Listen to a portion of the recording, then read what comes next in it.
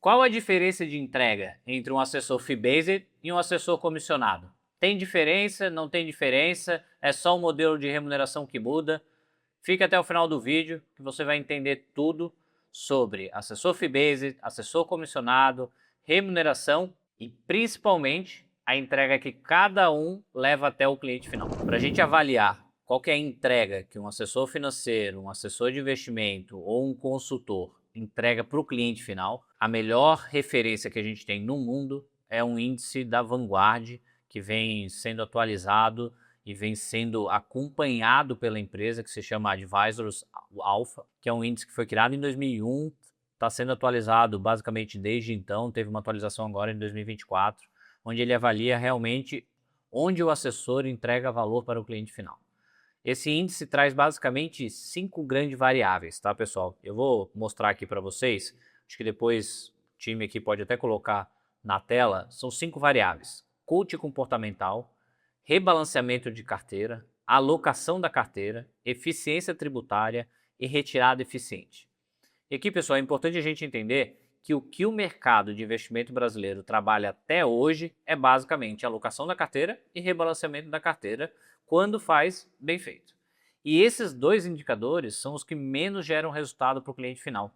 Segundo o relatório, gera aproximadamente 0,3 pontos percentuais para cada índice desses como um todo quando a gente analisa. Os outros 3 indicadores, ou seja, representa 0,6, né? Os outros 3 indicadores representam 2,4 de ganho que o profissional pode levar para esse cliente. Explicando de uma forma direta aqui o que é cada um, né? Bom, alocação todo mundo sabe, né? Alocar o cliente de uma forma correta nos produtos corretos, inclusive sabendo analisar o que é custo para esse cliente final. Existem, inclusive, alguns estudos, como o SPIVA, que foi um estudo que vem sendo acompanhado pelo mercado, é divulgado pelo S&P desde então, que mostra que custo para o cliente ao longo prazo é uma coisa meio óbvia, mas isso é grande detrator de valor, porque o cliente vai perdendo dinheiro ao longo do tempo, dinheiro que poderia ser reinvestido, que todo mundo sabe que os juros compostos aqui fazem a mágica como um todo. Então, a alocação do cliente em classe eficiente, em produtos baratos, são realmente relevantes para a entrega de valor para o cliente final. Rebalanceamento da carteira. Então,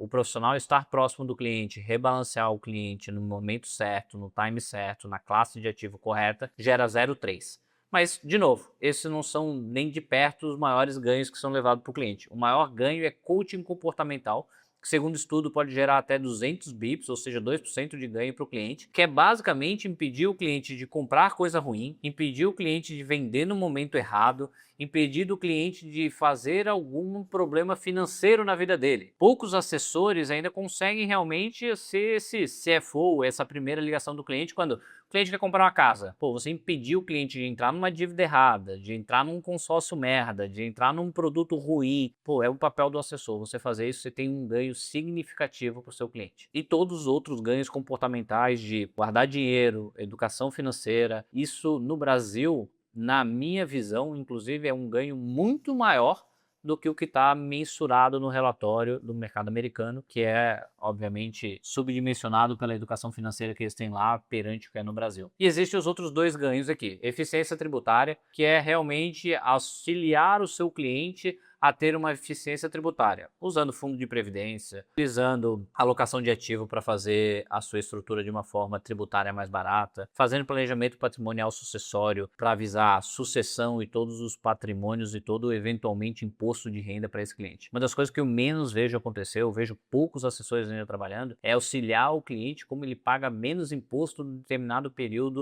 do ano ali para ele fazer. O assessor que consegue fazer isso, dificilmente um cliente vai reclamar de pagar um fee-based, por exemplo. Se você consegue economizar menos imposto para ele, a conta é muito fácil, né? A mesma coisa para a questão do custo. Se você mostra para o seu cliente que ele está pagando menos, você está economizando imposto, você deixou, fez com que ele não participasse de uma pirâmide, ou que ele não entrasse num financiamento bosta, ou que ele não comprasse uma oportunidade que apareceu para ele de alguma oferta pública que não fazia o menor sentido, você está gerando N ganhos para ele aqui como um todo, que vão compor esse índice como um todo. E outro ponto é a retirada eficiente, né? Então, no momento certo, ele conseguir fazer os dividendos de uma forma correta e não ele retirar todos os investimentos e gastar todo o dinheiro e não ele realmente sair no momento errado de determinado produto também. Então, pessoal, todos esses 5 indicadores comportam as 5 entregas. E o que isso tem a ver com comissionado e fee-based? A verdade é que ambos os profissionais podem entregar todo esse resultado que a gente acabou de discutir, mas tem uma grande diferença entre dedicação de hora que cada um pode realmente entregar para o cliente. Vamos pegar o profissional comissionado. Ele, por padrão, né, obviamente pela estrutura de remuneração, ele é pago por produto. Se ele é pago por produto, é muito difícil que ele consiga ter tempo para entregar serviço. Porque para você fazer uma reunião de alocação de produto com o cliente, você vai levar o quê? 30 minutos? Você não precisa ficar ligando para o cliente todo mês para falar com ele periodicamente. O cliente não vai te ligar a qualquer momento para resolver um problema, sendo que você não vai ser remunerado. Por exemplo, por que um assessor comissionado vai atender a ligação do cliente para falar sobre esse cliente, do imóvel da praia que ele quer vender ou de um apartamento que ele está sendo ofertado para fazer multipropriedade para comprar na Serra? Não faz o menor sentido. Esse assessor não vai conseguir atender esse cliente. E se atender,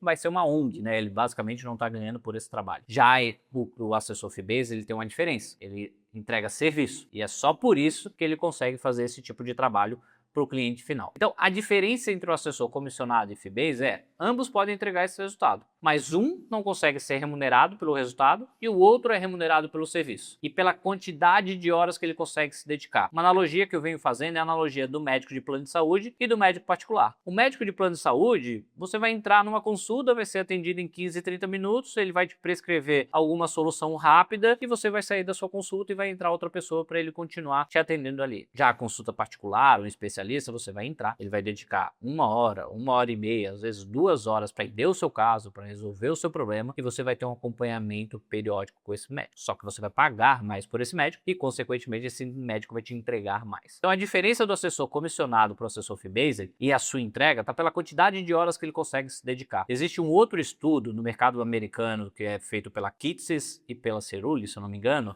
As duas têm métricas muito parecidas que dizem que um assessor que tenha que entregar um valor nessas 5 variáveis para o cliente final deveria dedicar pelo menos 28 horas de atendimento ao seu cliente final. Óbvio que nem todo cliente deveria ter um atendimento de 28 horas ou vai demandar 28 horas. E aí existem alguns ajustes de modelo de remuneração de você conseguir auxiliar o seu cliente, inclusive a ter desconto na sua remuneração porque ele utilizou menos horas de trabalho. Para isso existe régua de relacionamento. Então, pessoal, se você realmente ainda não entendeu a diferença entre assessor comissionado, assessor financeiro fee-based ou consultor fee-based, comece a ler o nosso relatório sobre quando o fee-based faz sentido, quanto que custa o fee-based e como reajustar a sua régua de relacionamento e de entrega para o cliente fee-based. Não dá para ser agnóstico entregando produto e cobrando por serviço, ou seja, cobrando fee-based entregando só rebalanceamento e alocação de ativo, e não dá para você entregar serviço e cobrar por produto, ou seja, não dá para você entregar todas essas variáveis e ser remunerado por comissionamento. Se você ainda tiver dúvidas sobre esse assunto, chama a WZ que a gente consegue realmente entender o seu caso e te auxiliar a fazer essa transição. E obviamente, pessoal, se vocês gostaram desse conteúdo, curte esse vídeo, compartilha, manda para os amigos, não esqueça de comentar aqui embaixo, porque eu estou começando a me dedicar mais para o canal e eu só vou continuar me dedicando se tiver cada vez mais interação de vocês, porque se vocês não interagirem, eu acho que vocês não estão gostando